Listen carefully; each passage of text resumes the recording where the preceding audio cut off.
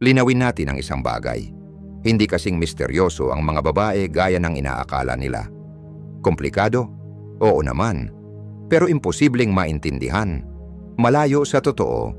Ang totoo, bawat babae, kahit gaano pa siya kakumpiyansa, kalmado, o tila mailap, ay may mga emosyonal na kahinaan, mga tagong soft spots, na kapag tinamaan ng tama, ay dumidiretso sa puso niya at lumalampas sa lahat ng ingay.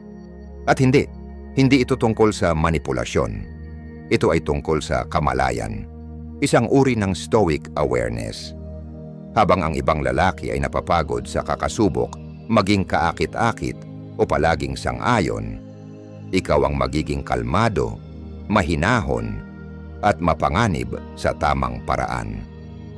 Sa video na ito, tatalakayin natin ang 9 na kahinaan ng babae na dapat malaman ng bawat lalaki, hindi para maglaro, kundi para huwag nang malaro.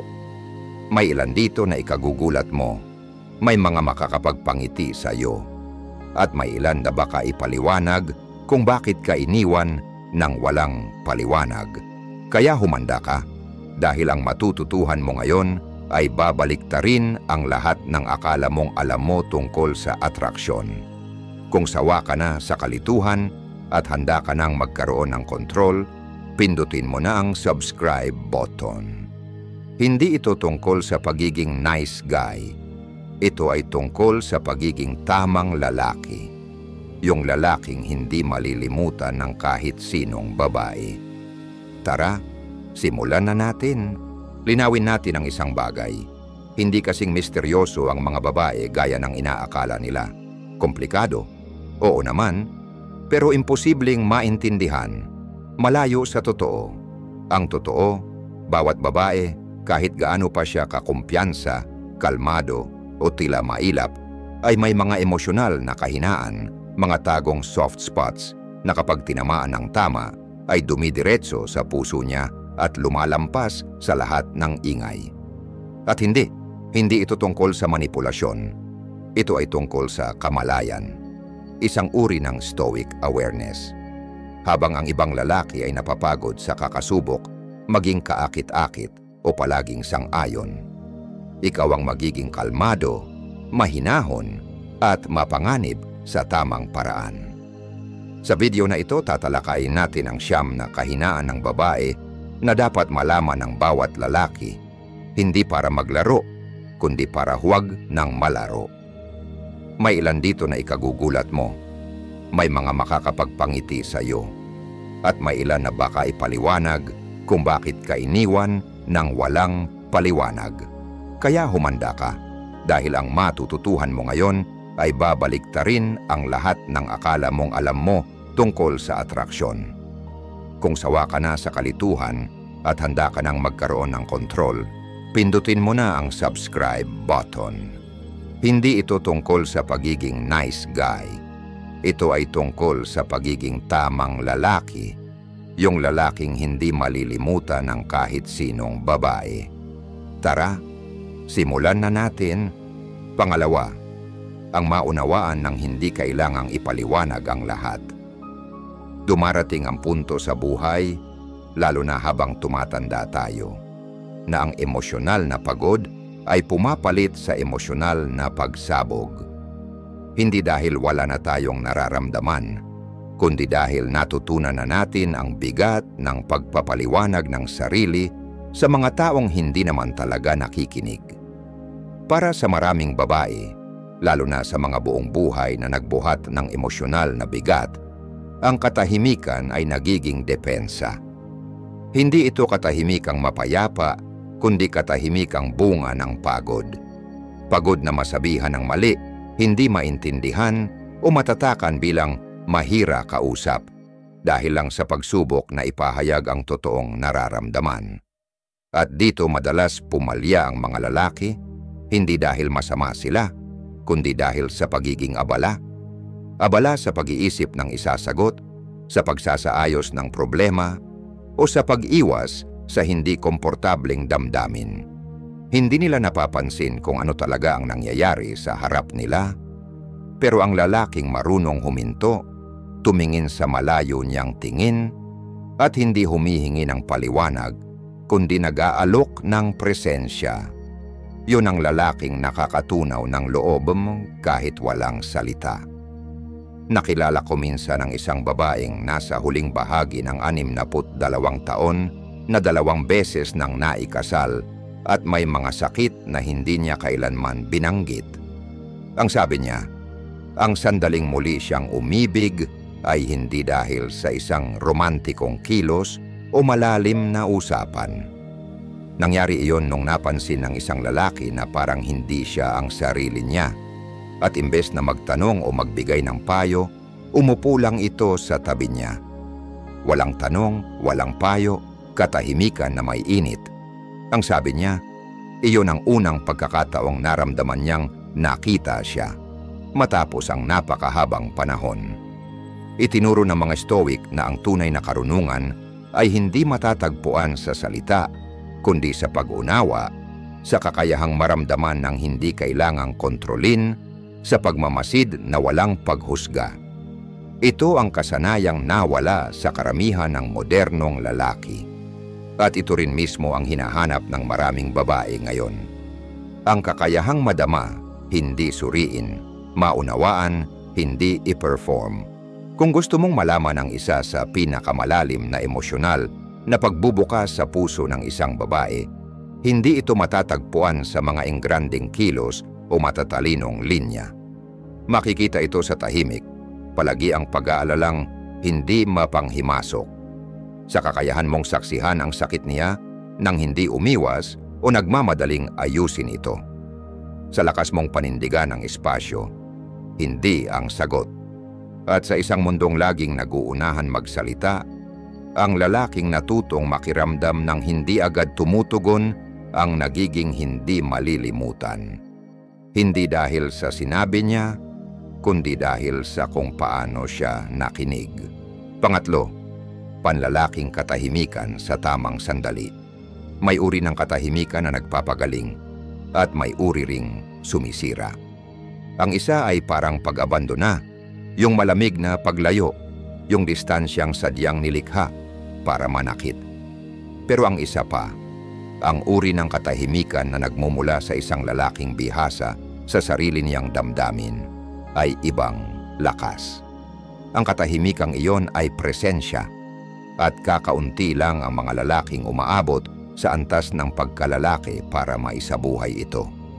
Karamihan kapag hinarap sa emosyonal na tensyon ay napapanik, sobrang salita, sobrang paliwanag, sobrang depensa.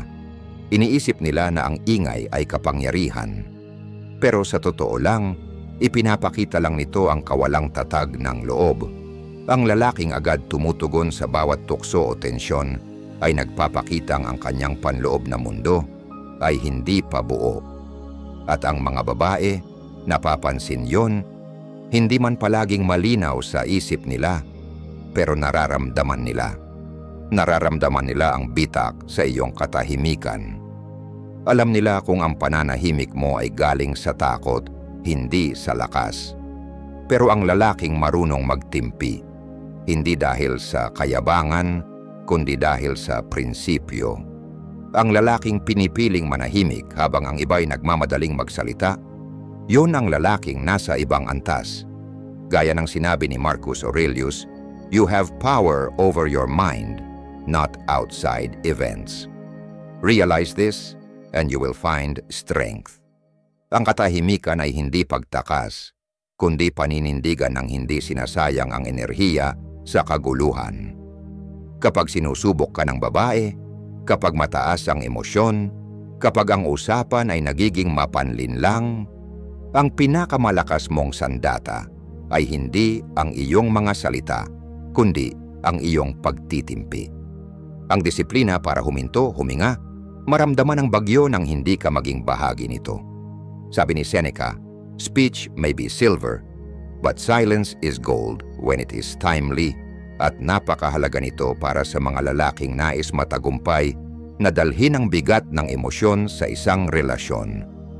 Habang mas madalas kang nagsasalita ng padalos-dalos, mas kumukupas ang bigat ng mga salita mo. Pero kapag ang katahimikan mo ay galing sa lalim ng kamalayan, hindi sa pag-iwas, naguutos ito ng atensyon, naguutos ito ng respeto. Maaring hindi niya ito agad maintindihan, pero mararamdaman niya ito. At sa mundong nilulunod ng ingay, ang presensyang ganito ay nakakaakit. Kaya tigilan mo ang pag-uugnay ng katahimikan sa kahinaan. Ang tunay na pagkalalaki ay hindi natataranta sa tensyon. Ito'y naguugat. Hindi mo kailangang manalo sa bawat argumento. Kailangan mong manalo sa sarili mong kapayapaan. At minsan, nagsisimula ito sa hindi pagsagot. Pangapat, malalim na titig na hindi umiiwas. May kung anong sinauna sa paraan ng isang lalaking tumititig ng direkta. Isang bagay na primal, na hindi nangangailangan ng salita, postura o alindog. Ang malalim at tuloy-tuloy na pagtingin sa mata ay isang sining na halos nakalimutan na. Hindi ito yung magalang na sulyap kapag may kasalubong ka sa grocery. Ang tinutukoy ko ay titig na nananatili, yung hindi agad umiiwas, kahit na karamihan ay hindi kayang tumagal sa ganoong sandali. At yung isang segundong iyon, napakahalaga. Doon naninirahan ang paggalang sa sarili. Doon rin nagtatago ang takot. At sa kasamaang palad, doon madalas naduduwag ang maraming lalaki. Naalala ko ang isang retiradong Navy officer na nakilala ko sa isang gabi ng kwentuhan ng mga veterano sa isang lokal na bulwagan.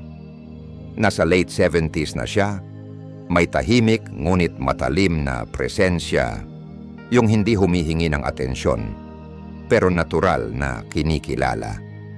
Habang ang mas batang mga lalaki ay abala sa ingay at pilit na tawanan, siya'y nakaupo lang sa katahimikan. Hindi siya suplado, hindi rin siya aloof. Nandoon lang siya, buo ang presensya. Kapag may kumausap sa kanya, hindi siya nagmamadaling sumagot. Tinitingnan lang niya ang kausap, buo, kalmado, matatag. At madalas, ang katahimikang iyon ay mas nakakagulo sa loob ng kausap kaysa kahit anong salita. Yun ang lakas niya, hindi agresibo ang titig niya, tapat. Parang sinasabi, wala na akong kailangang patunayan, mas marami na akong nakita kaysa sa inaakala mo.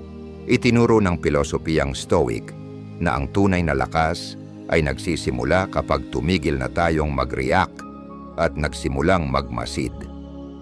Karamihan sa mga lalaki ay nawawalan ng kapangyarihan dahil hindi nila kayang manatili sa sarili nilang katawan.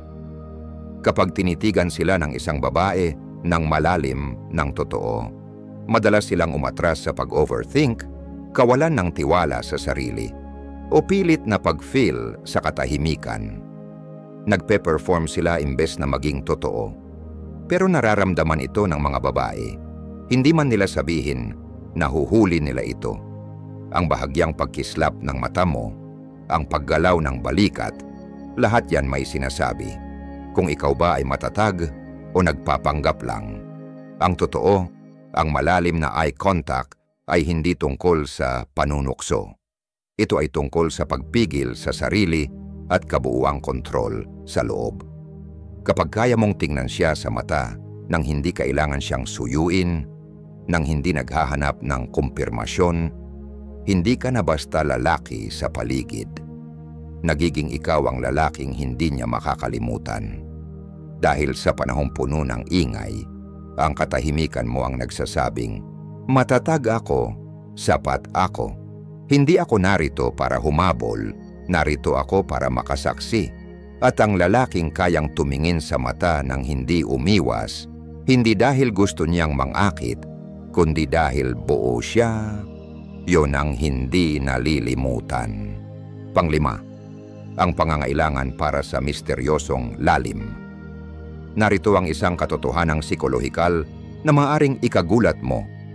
Ipinapakita ng mga pag-aaral na mas naaakit ang mga tao sa mga unti-unting nagpapakilala ng sarili.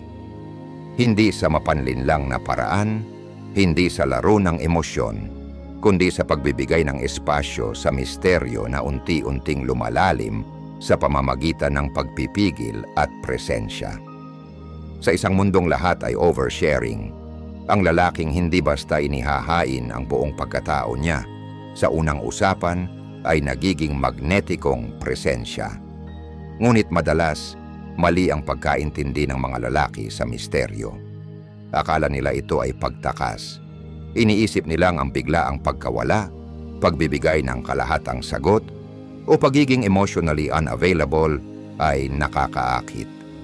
Pero hindi iyon misteryo, iyan ay kakulangan sa emosyonal na pagkamature na tinatakpan ng pabango.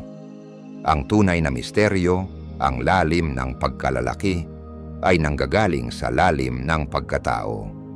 Hindi ito pagtatago sa likod ng maskara. Ito ay pagpirmi sa tahimik na kumpiyansa. Ang lalaking nakatayo sa mga prinsipyo ng Stoicism ay hindi kailangang ipaliwanag ang sarili para maintindihan. Alam niyang ang pinakamahalaga ay hindi ang ingay na ginagawa niya, kundi ang bigat ng presensyang dala niya. Hindi naaakit ang mga babae sa mga lalaking bigla na lang nawawala at muling lumilitaw. Naakit sila sa mga lalaking parang aklat, mga kabanatang gusto nilang basahin ng dahan-dahan. Mga lalaking pili kung magsalita, na nagbubukas ng kahulugan sa takdang oras, na hindi agad inilalatag ang buong sarili sa unang pagkikita. Tinawag ito ng mga Stoic na self-containment. Hindi ito emosyonal na pagkakahiwalay, ito ay ang pagtangging ibuhos ang buong sarili mo para lang makuha ang pansin ng iba. Sa praktika, ibig sabihin ito ay magsalita lamang kapag may saysay, hindi para lang mapansin.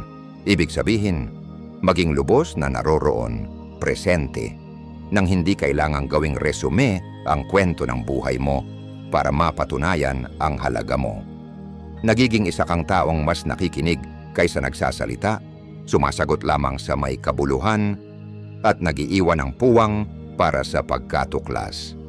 At sa puwang na iyon, doon umuusbong ang atraksyon, hindi dahil may tinatago ka, kundi dahil hindi mo na kailangan ipilit na maintindihan ka agad-agad. Ang misteryo ay hindi pagiging mailap, ito ay ang lalim sa loob na nais tuklasin ng iba. At kapag nabuhay ka ng ganito, hindi para manipulahin, kundi para ingatan ang kaluluwa mo, ang bawat salita mo ay may bigat, ang bawat katahimikan ay may layunin, at ang bawat pakikipag-ugnayan mo ay may naiwanang eko. Kung palagi mong ibinubunyag ang lahat para lang mapansin, o sobra ang pagpapatunay mo na totoo ka, tumigil ka muna. Huminga. Bawiin mo ang katahimikan mo at hayaang ang mga tao ang kumita ng karapatang makilala ka ng mas malalim. I-type mo sa comments ngayon, namumuno ako gamit ang lalim. Dahil mula ngayon, hindi mo kailangang maging misteryoso. Kailangan mo lang maging buo. Bilang 6. Ang kahinaan niya sa lalaking may layunin, hindi lang puro damdamin. Sabi ni Epictetus, huwag mong ipaliwanag ang iyong filosofiya, isabuhay mo ito. Mas tumatagos ang linyang yan habang tumatanda ka, kasi darating ang panahon na lahat ng ingay, ang ambisyon, ang apoy, ang kasabikan, unti-unting nawawala kung hindi ito nakaugat sa mas malalim na bagay. Ayusin na natin ito ng malinaw. Maraming lalaki ang naniniwalang sapat na ang passion. Akala nila basta malakas silang magsalita, malaki ang mga pangarap, at habol ng habol ay kahanga-hanga na sila. Pero ang totoo, ang passion na walang direksyon ay kaguluhan lang. Apoy na walang pugon, tindi na walang patutunguhan. Maaring maakit ang babae sa enerhiya mo saglit, pero yun ang hindi dahilan kung bakit siya nananatili. Ang nagpapalalim sa kanya, ang tunay na kumikilos sa puso niya, ay layunin. Ang passion ay emosyonal na gasolina. Ang layunin ay ang istrukturang bumubuo sa iyo. Ang passion ang nagsisimula sa iyo. Ang layunin ang nagpapatuloy sa iyo kahit bumigay na ang lahat. Karamihan sa lalaki, puro tungkol sa kung ano ang nagpapakilig sa kanila ang usapan. Iilan lang ang araw-araw na lumalakad patungo sa kung ano ang nagpapakatatag sa kanila. Yun ang lalaking naaalala niya. Yun ang lalaking pinagkakatiwalaan niya. Ang lalaking stoic ay hindi nabubuhay sa hype. Hindi niya kailangan ng palakpak o papuri para kumilos at magtrabaho. Gumigising siya na may tanong, hindi tukso. Ano ang kontrolado ko ngayon? Ano ang kaya kong hubugin gamit ang focus, hindi lang puwersa? Yan ang nagtatangi sa kanya sa karamihan. Hindi siya pabigla-bigla, nakalinya siya sa layunin niya. Hindi niya kailangan ng pag-apruba ng babae para lang magpatuloy. Ang gusto ng babae, ang lalaking kikilos pa rin kahit hindi siya pinapanood. Yan ang bumubuo ng tiwala. Yan ang gumagawa sa lalaki bilang isang bagay na hindi matitinag. At heto ang kabalintunaan. Habang mas kaunti ang habol mo sa pag-apruba, mas lumalakas ang dating mo. Kasi kapag tumigil ka sa mabilis na pagliyab para sa atensyon at nagsimulang dahan-dahang umapoy sa disiplina, mararamdaman niya yon sa tindig mo, sa katahimikan mo, sa linaw ng isipan mo. Kaya kung nalito ka sa pagitan ng kilos at kabuluhan, kung akala mo ang paghabol sa mga biglaang bugso ng passion ang magpapahanga sa kanya, tama na. Ituon mo ang lakas mo. Tanungin mo ang sarili mo. Ano ang binubuo ko na may kabuluhan kahit sa katahimikan? Yan ang layunin. At yan ang hinahanap niya kahit hindi niya ito masabi sa salita. I-type mo sa ibaba. Gumagalaw ako na may layunin at damdamin mo ito. Kasi hindi mo kailangang ibenta kung sino ka kung isinasabuhay mo na ito. Bilang 7, ang lihim niyang pagnanais na pangunahan, hindi kontrolin. May isang kwento na tumatak sa akin, hindi dahil malakas o dramatiko ito, kundi dahil sa ipinakita nitong tunay na anyo ng pamumunong panlalaki. Minsan nakita ko ang isang matandang mag-asawa sa isang maliit na estasyon ng tren sa Virginia. Siguro nasa edad 70 na sila. Ang babae halatang balisa, may mga bag sa balikat, matalas ang boses, halatang kinakabahan dahil sa pagkaantala. Pero ang lalaki, hindi siya nakipagtalo, hindi niya minaliit ang nararamdaman ng asawa. Tiningnan lang niya ito, tumango, dahan-dahang kinuha ang mga bag mula sa balikat ng babae at walang sinabi. Pinangunahan niya ito gamit ang katahimikan, gamit ang kalmadong presensya. Ni minsan hindi niya sinubukang ayusin ang nararamdaman ng asawa. Pero sa maliit na kilos na iyon, makikita mo ang pagbabago, lumambot ang tindig ng babae, humina ang boses, huminga siya ng malalim. Hindi iyon pagiging dominante, iyon ay direksyon. At pinagkatiwalaan niya ito. Ang sandaling iyon ang sumalo sa di naiintindihan ng karamihan sa kalalakihan. Ang tunay na pamumuno ay hindi ang pagsigaw ng utos o ang pakikipagtalo sa damdamin.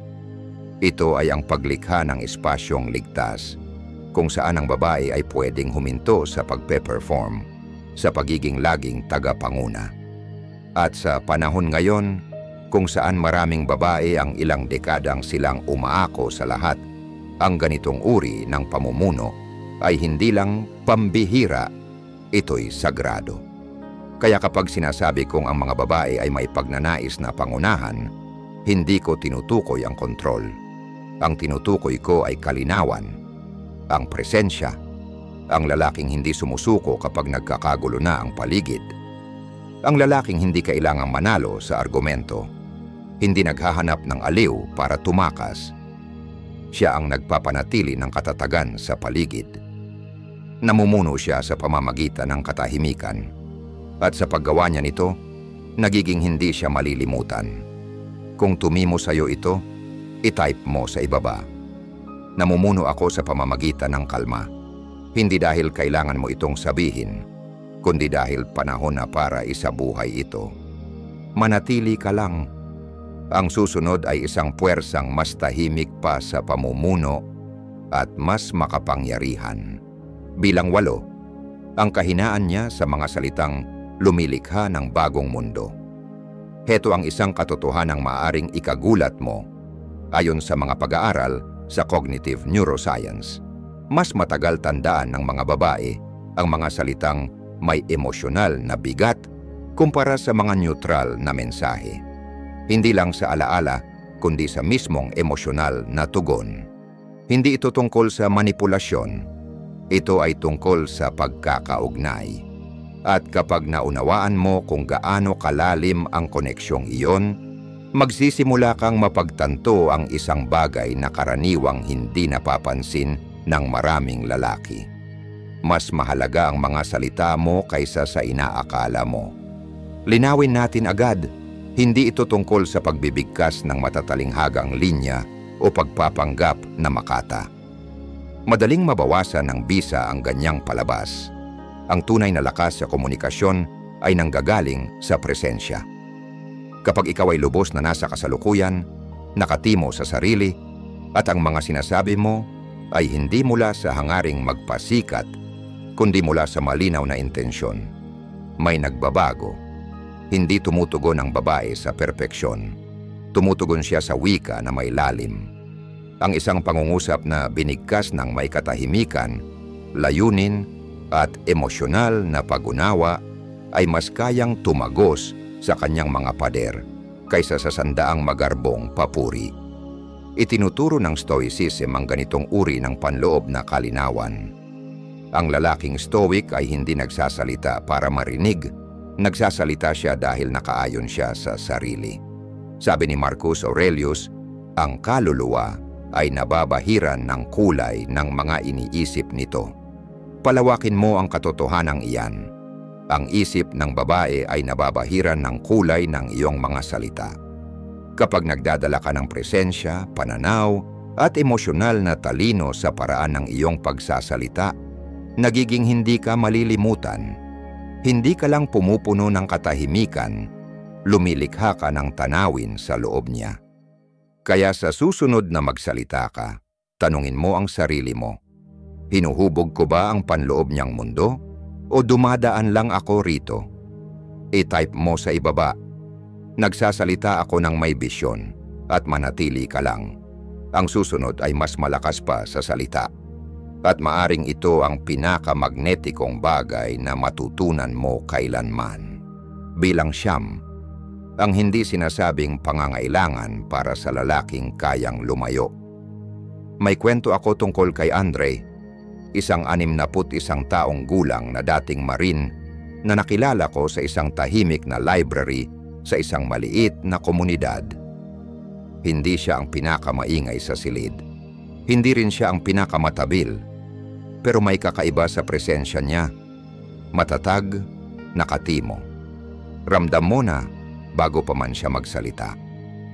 Naalala ko nang nakaupo ako sa harap niya habang ikinukwento niya si Linda, isang babaeng nakilala niya matapos ang ilang taong pagiging biyudo. Si Linda ay buhay na buhay, matapang, at sanay nang gawin ang lahat mag-isa. Pero kapag kasama niya si Andre, may nagbabago. Hindi dahil pinangunahan siya ni Andre o pinahanga siya. Sa totoo lang, kaunti lang ang sinabi niya.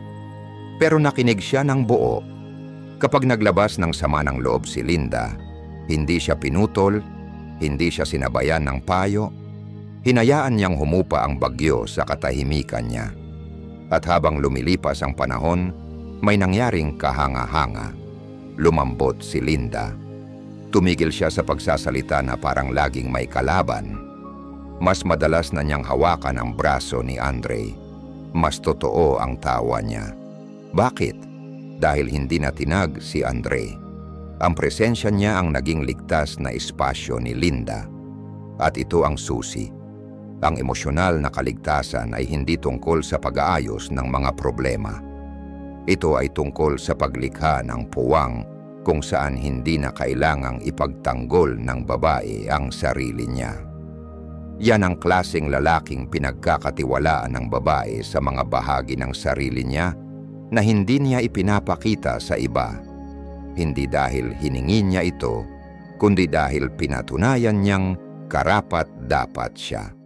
Sa katahimikan, sa presensya, sa panloob na kontrol, yung klaseng kontrol na hindi nagpapanik sa drama, hindi sumusuko sa pressure, hindi nakikipagtagisan sa bagyo. Basta nandoon lang, matatag.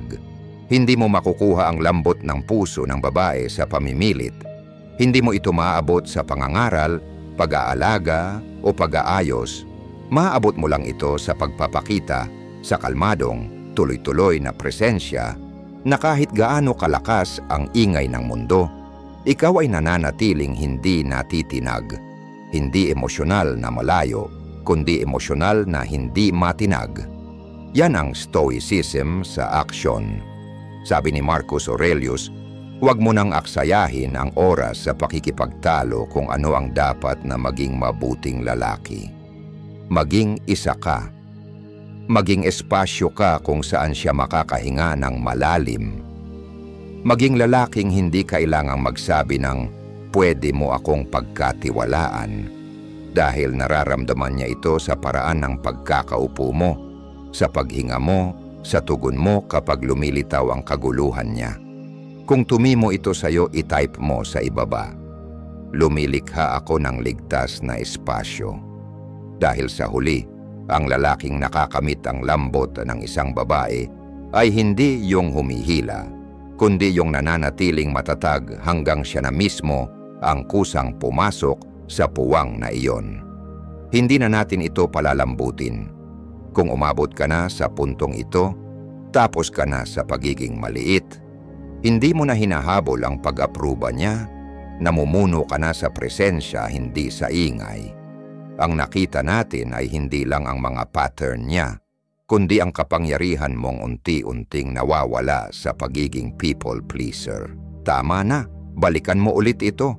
Hayaan mong tumama kung saan masakit.